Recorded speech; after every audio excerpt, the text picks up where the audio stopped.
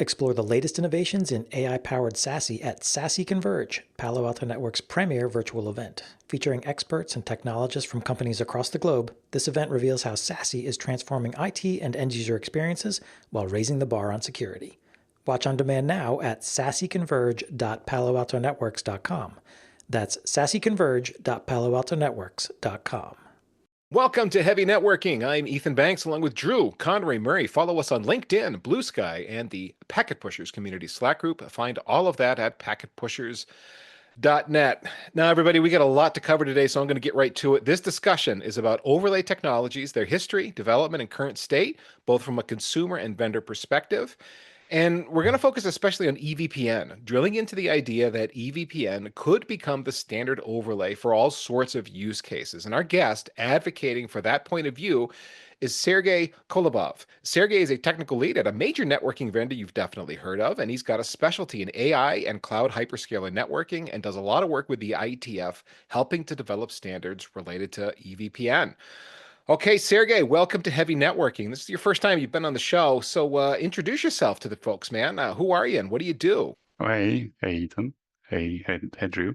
Couple of words about myself. Been in industry since my university years and worked in multiple companies on operator side, dealt with absolute majority of all the vendors in homogeneous or multi-vendor environments. Would it be data center? Would it be ISP?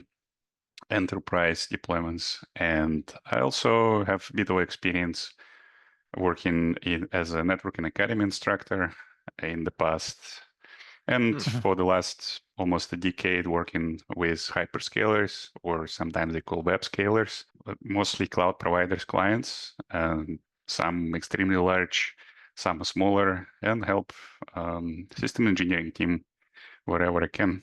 Okay, nice to meet you. Thanks for joining. And your IETF work, what are the working groups that you've participated in?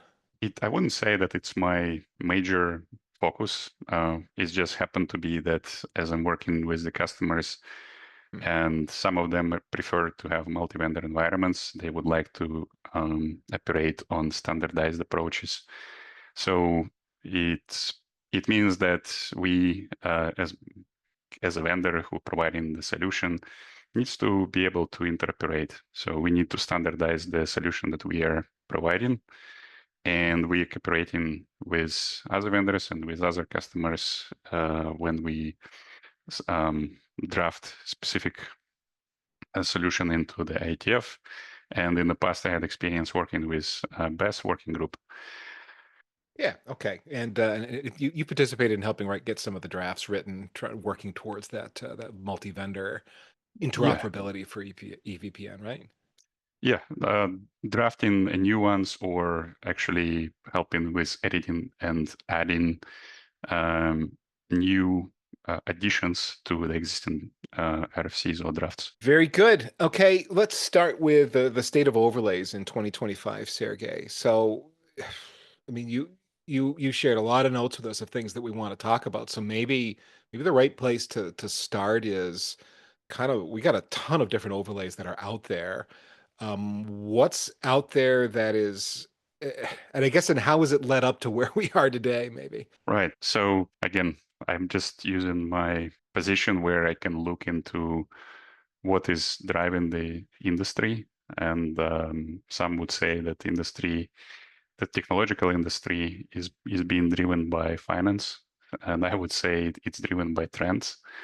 And how we end up in a situation where we right now with so many different technologies available. I'm talking about something that everyone works with, VLANs, VXLAN, MPLS, or IPsec, lately SRv6. So the trends that are out there, they require specific solutions for specific use cases. And we, as networking engineers and technologists, will need to come up with the solutions that can pretty much provide the most appropriate cost-efficient solution to that requirement. So we can see that over the last 10, 15 years, the trend was towards virtualization and containerizations of applications. So that was, in my opinion, the major driver to get us to the point where we have multiple approaches for creating overlays. Like, to agree on what overlay is, we probably can say that overlay can help solve us two problems, which means provide isolation of clients. We hear lots of marketing fluff around microsegmentation or macro segmentation. And second problem that overlay can help solving is creating tunnel, which we use to pretty much forward the traffic along multiple paths between A and B. So with that in mind, we can also say that overlays can operate either on hardware, which usually means at the line speed, but it also means that they probably a little less flexible and depend on silicon capabilities.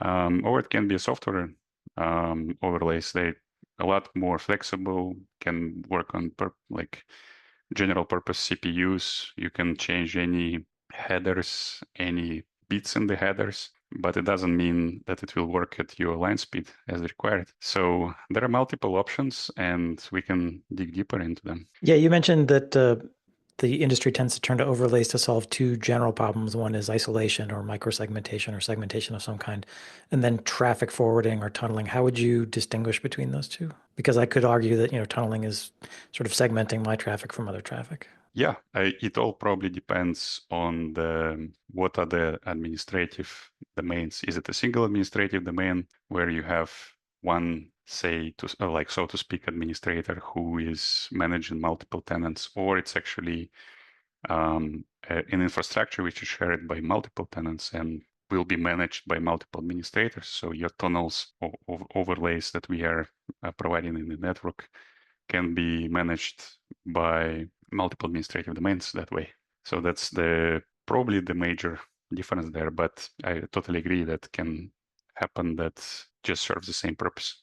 You dropped SRv6 into the overlay bucket, which isn't how I think of SRv6. I don't think of it as an encapsulation so much as we've got the different service chain points stuck into the header is more how I think of it. But you think of it as an overlay, as a tunneling technology, more like I guess like MPLS, huh? I agree. We can look into SR MPLS or SRv6 from perspective of like, okay, we need to create tunnel, and that is like to deliver the data between point A and B, and we use whatever underlie technology which is available to us at that point of time. In the past, it used to be MPLS, it still is, but SRv6 gaining more and more traction. So as RFC states, for SRv6, we have multiple functions that are defined into groups, where we have underlay-oriented and overlay-oriented functions. And SRv6 will help us to solve problem where in the traditional overlay networks, overlay is not aware of underlay topology, and underlay is not aware of the services of tenants which are running in the overlay. Yeah. And this is the way how I'm looking at SRv6, and we can build an underlay aware overlay and have information about overlay in the underlay in that case. Well, I'm being too narrow in how I'm defining overlay, is I think is what you're revealing to me. Because right, we've got the underlay, and then the overlay on top I have thought of historically as tunnels. It's something that's being encapsulated, and so I'm just looking at that particular encapsulation header to forward across the underlay, and there's my overlay. But that also is effectively exactly what's happening with an MPLS label stack or with the SRv6 header. It really is the same. I'm being fussy, I guess, pedantic about the definition of a tunnel versus not. So that's on me. I get your point and what you're saying here. Absolutely. Is there a reason the industry turns to overlays when they're trying to overcome some limitation of existing protocol? Because it seems like the answer is, well, there's a problem here. Let's build an overlay, and that's our solution, as opposed to doing something else. Again, the industry is just following the trends, And as we saw in the past, when applications were built monolithically, or like a monolithic approach where you have one server, one application, or maybe at max, at best, two applications at the server, and we consume all the hardware resource of a given server with that application, we need to provide some transport to connect, like, I don't know, this application server with the storage or application services with others. And the technology which existed at that point of time required specific transport. Then around 2005, when Intel came up with the virtualization of processors approach with VTX, if I'm not mistaken, the name of the technology, we came up with the approach where now we can virtualize our applications, right? Or we can virtualize our servers, assigning resources, and one physical server now providing resources for potentially hundreds of virtual servers or virtual applications. And as part of that came, like, we established a paradigm that we can also, it would be good to migrate our applications or our servers from one physical machines to another. So we're talking about vMotion from VMware, and it required us to provide L2 connectivity between these physical servers. So imagine that it's 10 of such servers, and not a big deal. Have just plain L2 network, should be fine, right?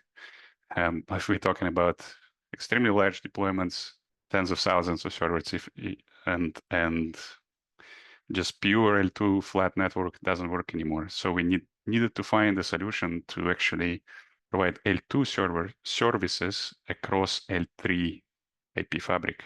And to answer the question, the virtualization was a technology which was created for the servers, but we as a network engineers who are providing transport for those application traffic, we needed to come up with some solutions, and that's where overlays really took off. I mean, we're essentially running out of VLANs, right? That was the issue, or VLAN numbering. We were running out of VLAN numbering. We were running into issues with broadcast storms.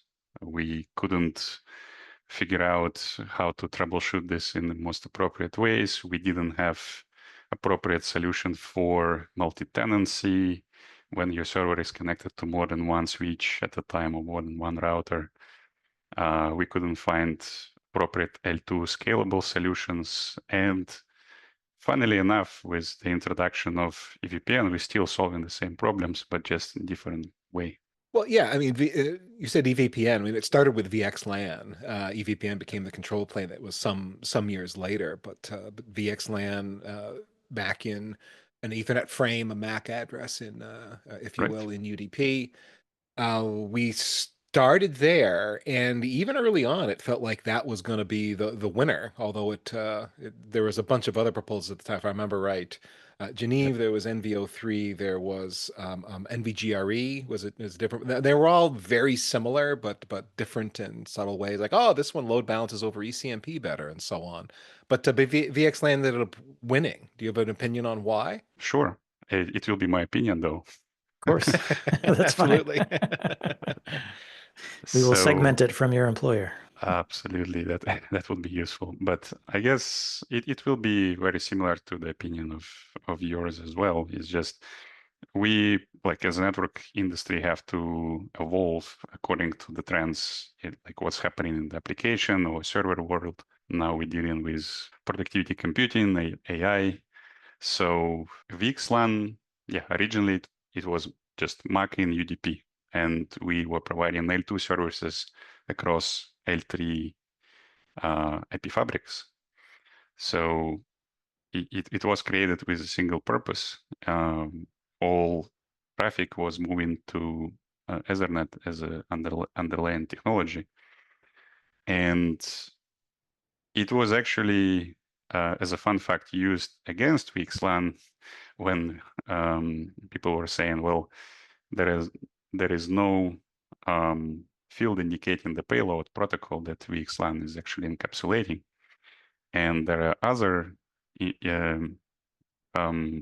additions that we can provide and be much more secure by introducing cryptography, for example. We can think about some other protocol functions. We can think about in-band telemetry, which is inbuilt. We can think about many other improvements. But as, for example, Geneve was trying to address all of these items that I'm talking about, it just took a little bit of time to standardize that.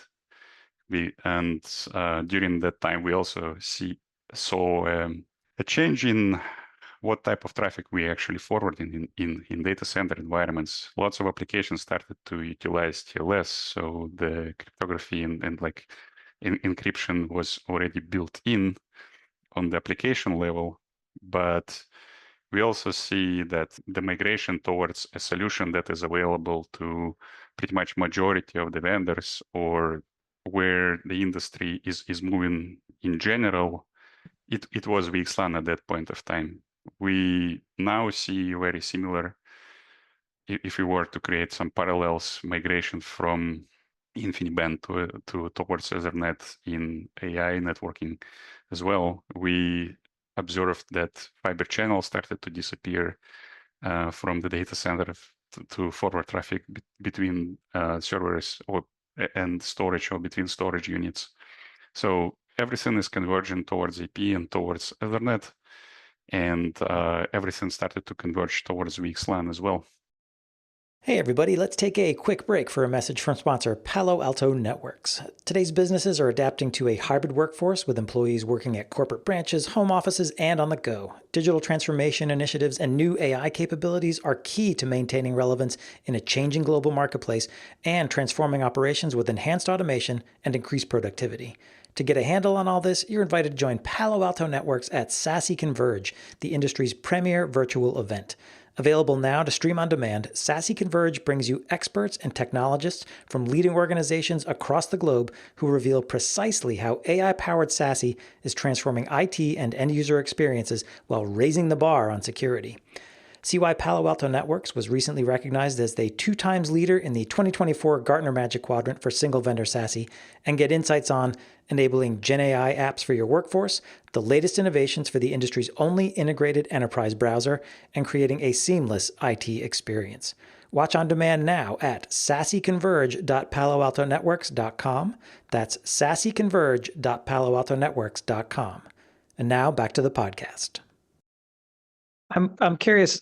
This is just a theory I'm throwing out, and you can shoot it down or whatever. But so you mentioned that server virtualization really required the networking industry to sort of find a new way to deal with all of this new segmentation requirements coming out of multi-tenancy and so on. And when you think of virtualization, you tend to think of VMware, which was the dominant player in the industry, and then there was a startup, Nicira, that VMware acquired that was doing some networking stuff that used VXLAN. Because of that coupling with VMware and this startup doing VXLAN, did that give VXLAN a boost that it might not have had otherwise? Or is there something else about Ethernet which tends to win that was really the winner for VXLAN? Well, Nasir, they did VXLAN, but weren't they big on Geneve too? I'm going digging way back in my memory here, but I thought that was my part of memory their was that story. they were pretty much in on VXLAN. I could be wrong though, because it's been a while. Yeah, and I don't trust my memory. Me too, man. Me too. It's been some years. I mean, I guess it will be my guess that it's good to have a solution at the right moment, right? Mm-hmm. And VXLAN was a multi-vendor approach. We created a standard, and pretty much everyone who was in the field started to participate and started to develop their solution. Then, okay, there was some concerns about, we've talked about the VXLAN. One of them, okay, how about the security? But guess what? We have so many bits in our VXLAN header that can be used, and we can incorporate some potentially extensions to our transport here. And We'll bolt on security later. We just got to get the packets to where they got to go. right. So my guess is that we end up with VXLAN just because it was the right solution at the right time. So do I need VXLAN for everything today? Is it expected that I'm going to be using VXLAN if I'm building any sort of substantial data center fabric, let's say? I would say no. We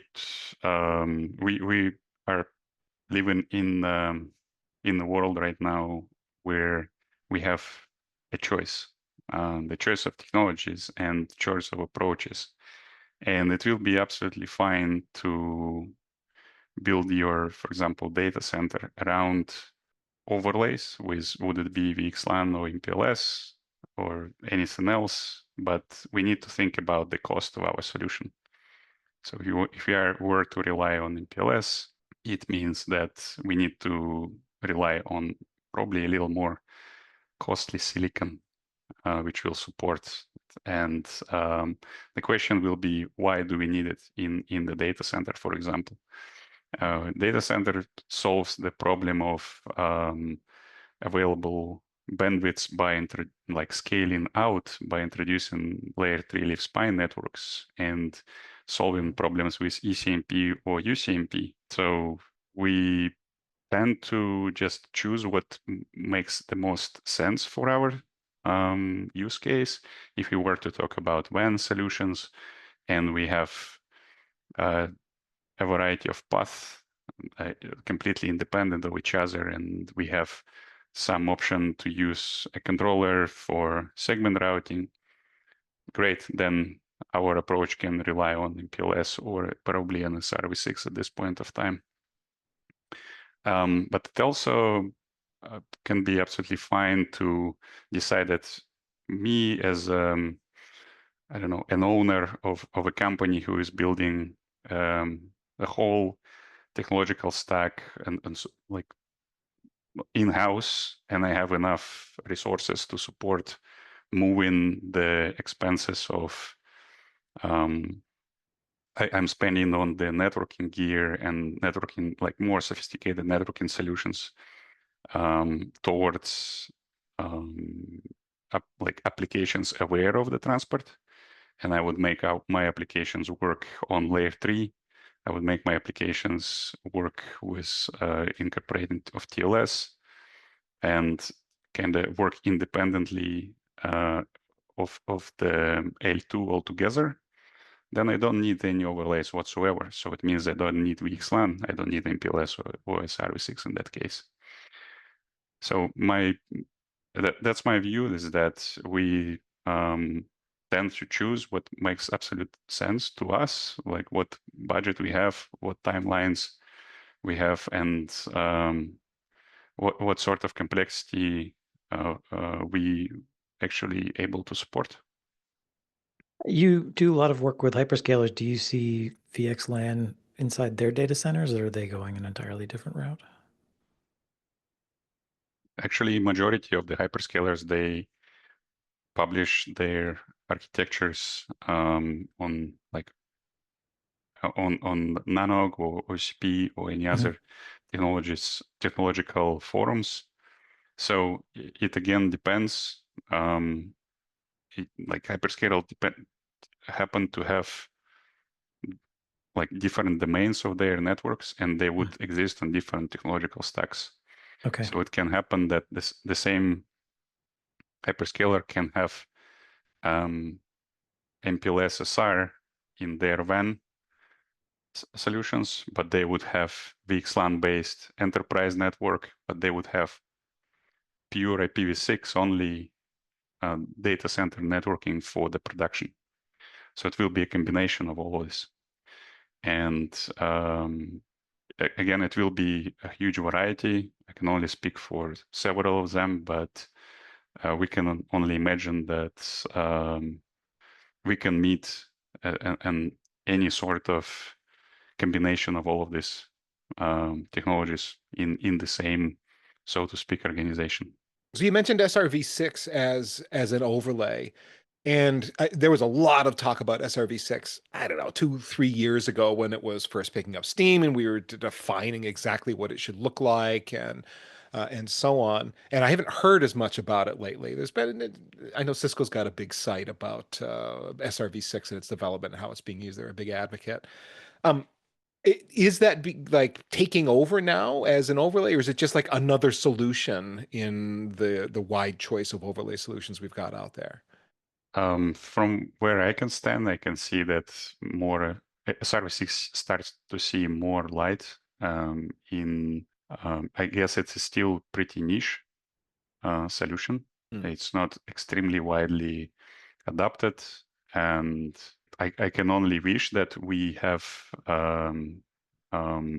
more of it, just because it is another approach. It is another choice for me as a system engineer to provide to my customers, right? Because if I can rely on experience from my own deployments that I participated in, experience of other customers, I will be able to consult like a new customer saying that, okay, why don't you use a Service6 because so and so, right? So from where I'm standing, it is picking up the adoption rate. I know at least of multiple vendors who are heavily investing into development of Service6 support. And yeah, I think we will see a brighter future for it soon enough. I've always heard SRv6 in context of the WAN, but are you also seeing it as a data center overlay? From my point of view, I only see it primarily WAN solution, but also in terms of DCI, we need to sometimes make a decision if we were to have a greenfield DC deployment, and that greenfield DC deployment will be based on some solution of next generation where I don't need to support, for example, gateways, which will stitch my VXLAN domain with MPLS domain in WAN, but I can stitch, for example, my WAN domain, which is a Service6, and if I support a Service6 in the underlay all the way to my hosts, then why don't I use a Service6 in both DC and WAN deployments? There is a silicon dependency though, right? I've got to have a chipset that supports, or I got to have an ASIC that supports SRv6 in order for it to get any kind of scale out of it. Is that true? Absolutely. As with any other technology, we have to stay on our toes to make sure that the technology of choice actually makes the most sense. And that's where I'm saying that it is great to have an option to choose between plain IP, VXLAN, SRv6, IPv4, or IPv6 underlay, depending. I don't know if you advocate for this or not. My interpretation from our previous conversation was that you like the notion of EVPN, VXLAN as being kind of the one overlay that as an industry maybe we could converge on. There's all these standards going through or drafts anyway, going through the IETF they're not going fast, but they're going. I think we counted 40 or 50 something different drafts, different corner cases, use cases that would help develop the EVPN standard, driving us towards more interoperability between vendors. Is it possible that we could converge on EVPN for everything? Personally, I wouldn't like that we converge on one technology. I would like to have a choice. I would like to have an option to support just plain IP, better if it's IPv6 native everywhere.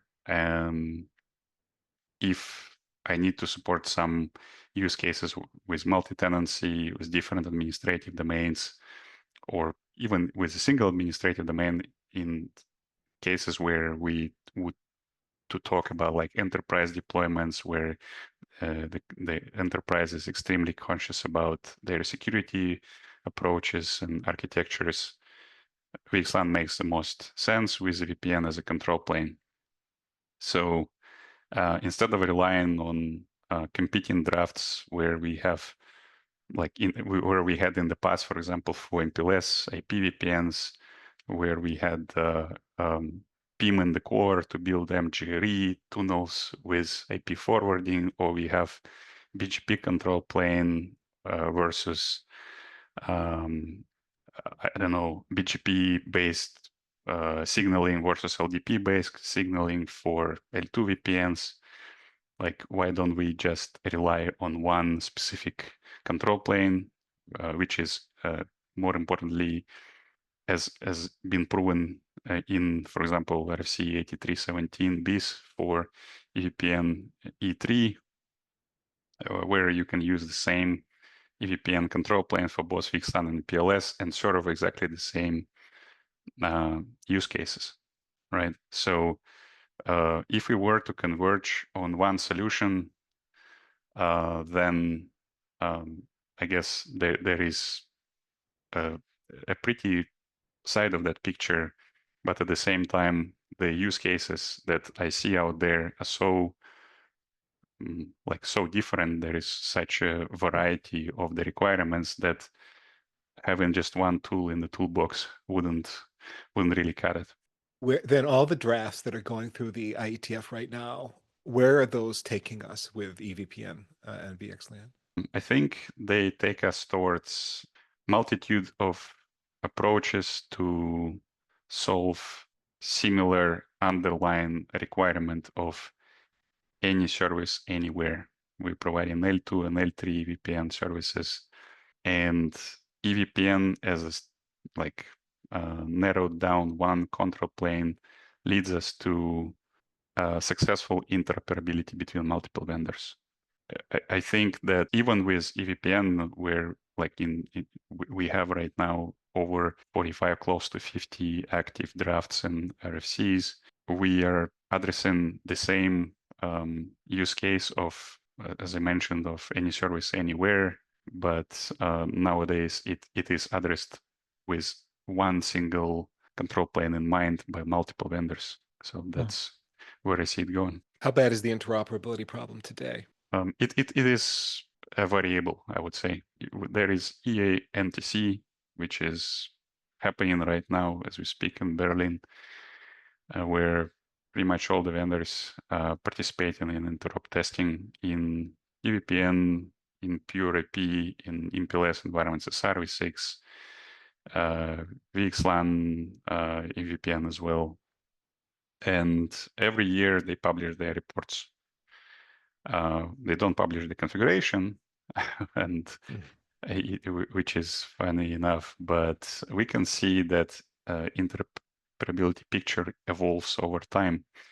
It's getting better, but from like technological stack of EVPN, for example, when we were to talk about extremely large scale EVPN deployments, we need to solve a problem of scalability, right, in the hardware, because one of the trends that we see across pretty much every sizable operator is driving the cost optimization, right? The shift towards architecture that require less unique and less specific functionality of silicon is evident, and we can see that like with the current work in EVPN field on standardization, there is I think there is an awareness of everyone who is participating in driving those drafts and standards of this paradigm. Who is driving then? Like, I guess my context for EVPN primarily is enterprise data center, which to my mind means that would be probably driven by sort of your brand name switch makers. But the hyperscalers also throw a lot of weight around. So I guess I'm getting like, is it the ASIC makers, the switch vendors, the hyperscalers who are driving all of these changes to EVPN, or who are the big dogs there? It's very easy to see. We can just go to IETF best working group and see who is submitting the standards, who is mentioned in the acknowledgement for every draft and standard. We can see a huge variety of vendors. We can see a variety of operators as well, including hyperscalers, including tier 2, tier 3 service providers, and everyone who's pretty much wants to make our life easier as network engineers, I guess, chipping in. If we get to, well, okay, there's a bunch of standards moving through the IETF, not known for its speed in making all these drafts come to life and become actual standards. And part of the challenge here that we've established is whatever functionality we bake in, some or all of that functionality needs to be in hardware so it'll function at scale, which means you've got someone who's sitting here waiting to design a chip, waiting for the standards to be, if not fully ratified, firm enough that you know you can begin to design and move that silicon towards production and that it's going to be out in a reasonable amount of time. That's still, correct me if I'm wrong, but that's still a multi-year development cycle. So we're looking at a process that to add the needed functionality and interoperability into EVPN and for the silicon changes to be made available, we got some lead time here, right? We're talking 2, 3 years before a lot of this would come to reality, at least. I would say at least. Geneva's, for example, took 8 years to get a standard, to become a standard. But we also should not forget that usually when like a specific vendor throws out a draft, it is very likely that it's being thrown out there not for the just the sake of have another draft. It's very likely that they have a customer who has a specific requirement for which they were thinking about a solution, and that solution became something as informational draft. So very likely they have already started on some internal work, and very likely the internal work already started on the chips that are available, silicon which is available right now. And as a chip maker, very likely you need to ensure your business continuity. So next generation of, I don't know, Trident 4 can support everything which was supported on Trident 3, considering the vendors actually working very closely with chip makers. They would be aware. It sounds like maybe subtle or not so subtle signals happening in these IETF drafts then about where the market is headed.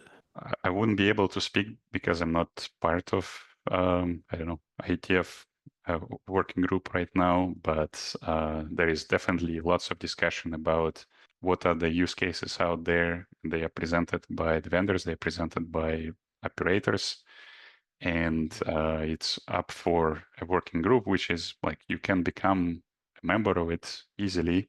The other question is, would you like that or not? But you can influence the industry by having a very solid use case and be able to play a game and like play the rules of the game and move your draft into a standard. Very likely you will be asked to participate and collaborate with other vendors who are also very likely working on the same use case as you are. So it is something that is available to anyone to pretty much, you can create a draft on your own. You don't need any participants from the beginning, but if you want to move it forward and eventually for it to become a standard, you'll need to collaborate. Well, just as a side note, I'll mention that Russ White did write a draft series, a blog series on packet pushers on how to submit a proposal to the IETF. We'll link that in the show notes. But that's just a side note. Since we mentioned use cases, do you have can you sort of walk us through what some of the practical current use cases for EVPN are now?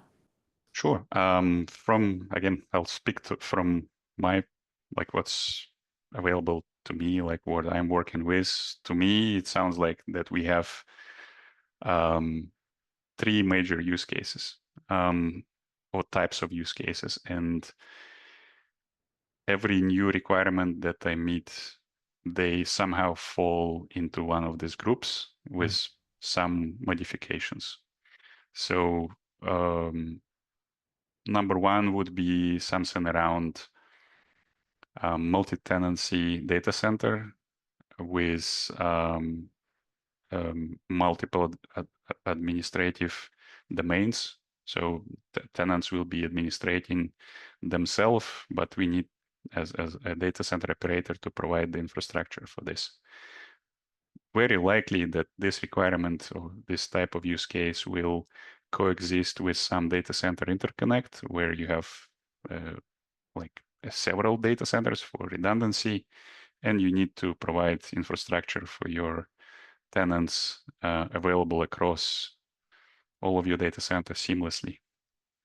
And it is very likely will include DCI solution, which most of the time will be based on MPLS because we need to think about traffic engineering, need to think about fast rerouting due to bandwidth constraints. And in the data center, it will be something either IP v4 or IPv6 underlay with VXLAN VPN for multi-tenancy purposes. This way, we can reduce the dependency on custom silicon for MPLS support only to the WAN and build your solution on general IP and silicon working with IP in your data center. I think another use case which becoming, I guess I step across it in one way or another for the last 3 or 4 years would be related to enterprise networks with multiple tenants, but with a single administrative domain. And where EVPN becomes, VXLAN EVPN becomes a thing is that when multi-tenancy need to follow some strict security standards, such as zero trust architectures, where traditional firewalls, which were to enforce perimeter security, is not good enough. Security model is just not good enough. It's problematic because when the perimeter is breached, an attacker can access the privileged internet without any problem. And the new approach is actually built on principles where you must not determine your service success based on the network where you're connecting from. It is granted based on the contextual factors, based on the user or device. We're talking about very likely some certificate-based, MAC-based, or authentication of the users or devices. And we must have authentication, authorization, accounting, and very likely encryption as well for at least some of the links in our enterprise. So this approach in the enterprise and with this specific security architecture makes us to follow the requirement where our switches now are also policy enforcement points. So it means that as well as the firewalls, which are very likely have to have visibility into symmetric data flows between the users and the applications, or between the users, even in the same broadcast domain, and either allow or not allow that communication. We need to funnel the traffic through a centralized point, which is feeding that traffic to a firewall, which can work as either L2, bump in the wire, or L3 device. And that's nothing else but old good one hub and spoke type of topology with VXLAN EVPN, which allows you to achieve that. And RFC 8317B is actually talking about this with EVPN VXLAN E3 approach. And there is also, we were talking about some VXLAN limitations and requirements for the encryption. VXLAN sec started to become a possibility again. It is still chip dependent, or silicon dependent, but still it is a thing. You pretty much VXLAN forward your traffic in very similar way as IPsec. But another thing which we hear more about in terms of group-based segmentation can be based on either proprietary vendor solutions based on specifics of a chipset that you're using, or it can be based on VXLAN group-based policies, which is nothing else but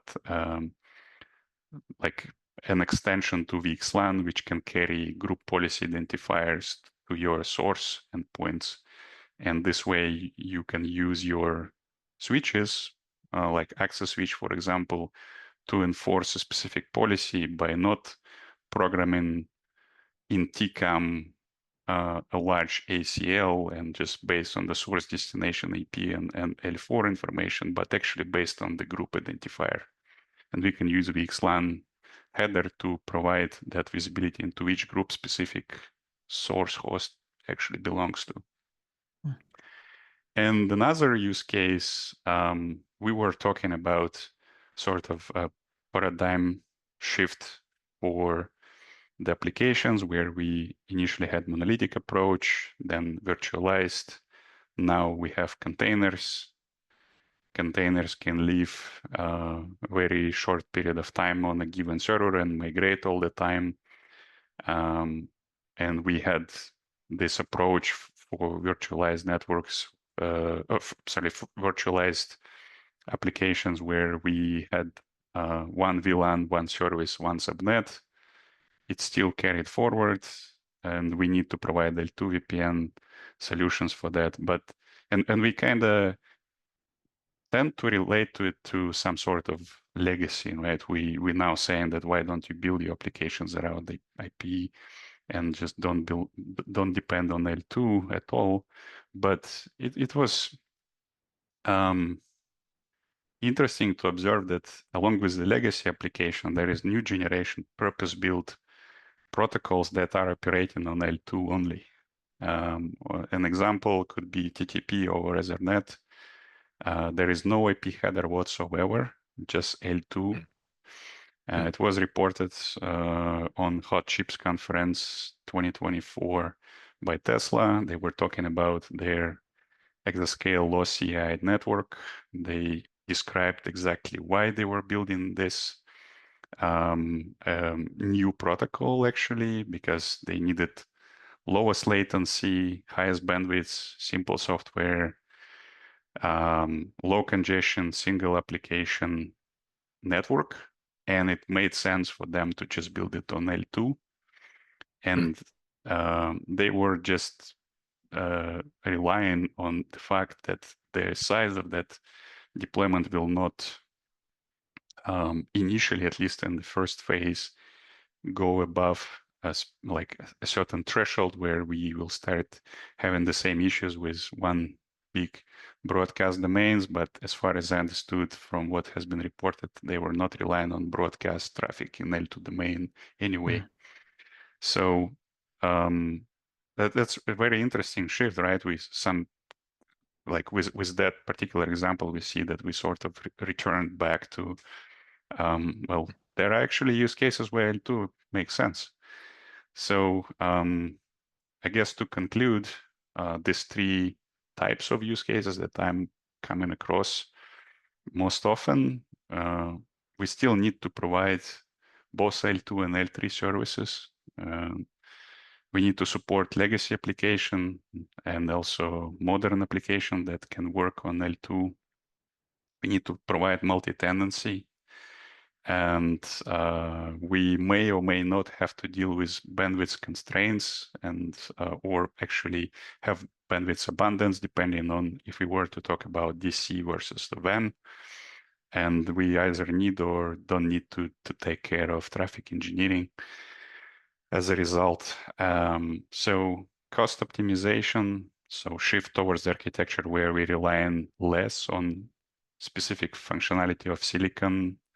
As a result, a migration towards SRv6 from MPLS SR and native support of IP traffic. And as a result, we can support VXLAN as IP traffic in the underlay, and also multi-vendor approach, right? It's partially a strategy to lower the cost by having better grounds for negotiation about the price, or just have less reliance on one specific vendor and like break out of the vendor lock-in, so to speak. Or it's partially just a line where brownfield meets the greenfield deployments, and you just have to, as network operator, to make interoperability and coexistence of like previously generation design and architecture, which was built on vendor A and B, and then next generation architecture, which is built on vendor B and C, for example. So I would say whatever use case is, it's good that we have choice, a choice of the technologies, and as a result, a choice of the architectures and the choice of vendors that we can support that. And by relying on the results of testing in ENTC, that's a very good approach that any operator can follow to choose toward which direction they're supposed to look, and consult with your favorite vendor about how they would suggest you to build it, but probably don't lose the focus that vendor lock-in is probably never a good thing. Unless you talk to a vendor, in which case it's a great thing. It's a feature. That's right.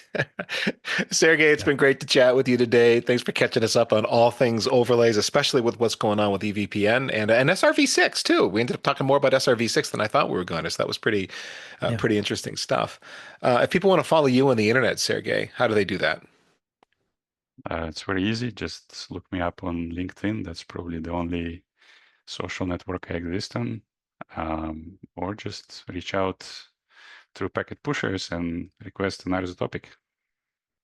Sounds good. Thank you, Sergey Kolobov, for joining us today. And thanks to you for listening to Heavy Networking. If you have comments or questions about this show, there's a lot of detail we got into here, and some of this stuff might affect you directly. You might be curious about what's going on within specific IETF drafts, or how some chipset or another being considered by your favorite vendor might impact a future purchase. Send us your questions or comments to packetpushers.net/follow-up, and we'll do the best we can to find answers for you. Don't forget that we've got merch, a dozen podcasts you can subscribe to, an industry blog, 2 weekly newsletters, a community Slack group, a YouTube channel, an IRC group, and more. Find all of those things at packetpushers.net. Everything we offer is free, and there's no login required. Take a minute to share this podcast on the socials and leave us a review. That would be awesome of you. And until next time, Drew and I ask you to remember that too much networking would never be enough.